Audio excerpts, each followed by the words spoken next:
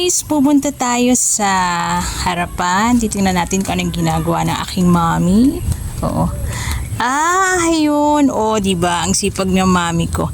Ginagamasan niya yung sa aming bakod. Oo.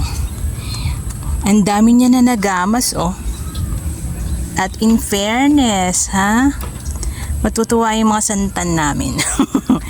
Kasi nagamasan sila. Madali namang bunutin ang damo kasi umulan kaninang umaga, di ba nakita nyo? Sa aking na-post na reels na umuulan siya. So ang lakas ng ulan. So ayan ang aking mommy. Hello. Hi mommy. Ayan tulungan niya ako paggamas. Naggagama sa ang aking mommy. So ayan. Ay, may tricycle. Ayan. Ang dami mo na nagamas, mami. Pero madali naman pala, Ayan, ang dami niya na nagamas. Haba-haba na to. Ayan. Diba? Ang ganda tingnan kasi nga gamas na ayaw niya kasi ng madamo.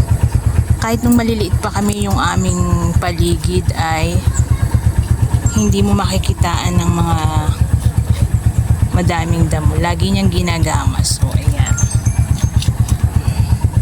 Gamas pa more. Diba? Bawal dumaan. Yeah. Bawal dumaan. Ayan. So, dami na nagamas kay mami. So, ayan. Mami, magbe-bless pala, Ayan. Kasama ka ni Papa mo. Ayan. Kasama ang kanyang papa, may back ride pa. Sige, ingat. Ayan.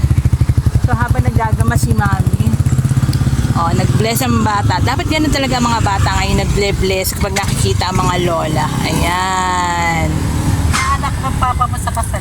Inaanak pala ng papa ko sa kasal, kaya nag-bless. Ayan. So, very good ang baby na yan. So, ayan guys. Bababa na tayo dun sa baba kasi tayo naman ay meron tayong gagawin dun sa baba. Kaya dyan muna kayo. Bye-bye!